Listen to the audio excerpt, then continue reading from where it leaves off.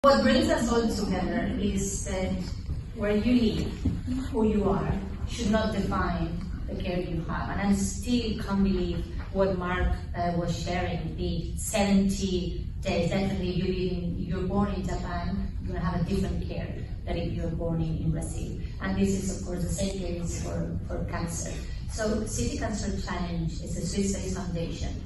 And our model is, I'm very proud to say, it's incredible. And what I want to share with you is why it's working so well and how we can take the learnings that we've experienced in cancer to the broader entities. So our model is a city-based model because what we keep hearing from everybody we were hearing about is a systemic approach. There's been so many in the past, so many silos interventions of just having screening. And then or just addressing this, the machinery. But what about how to operate it? So we said, okay, we're going to go for a full systemic approach. Oof, that's complex.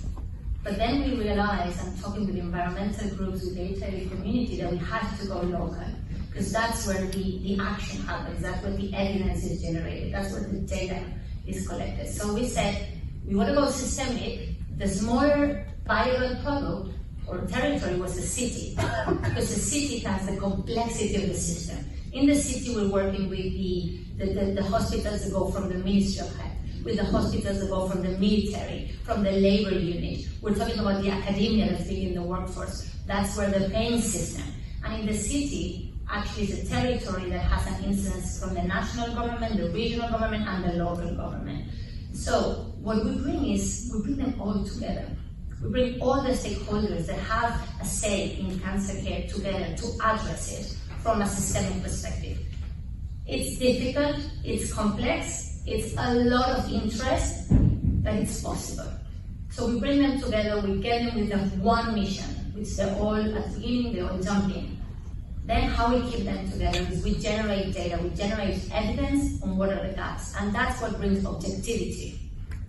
Because it's I always love when we're talking about innovation and everybody wants innovation in that center.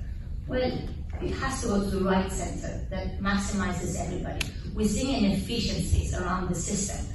So what we are having here is identify what are the gaps, and together with them, we actually define a strategic plan for the city that is aligned with the national government and national plan, and we take them through a cycle of development projects and multiple cycles of implementation, short cycles, 2 years, learn fast.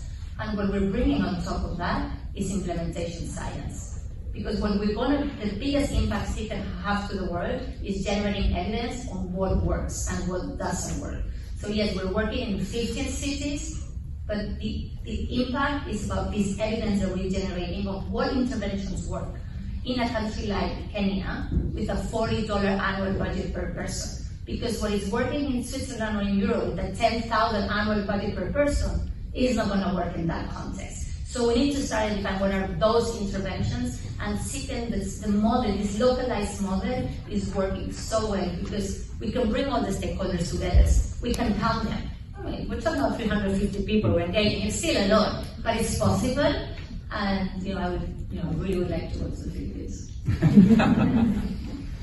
That's wonderful. Thank you.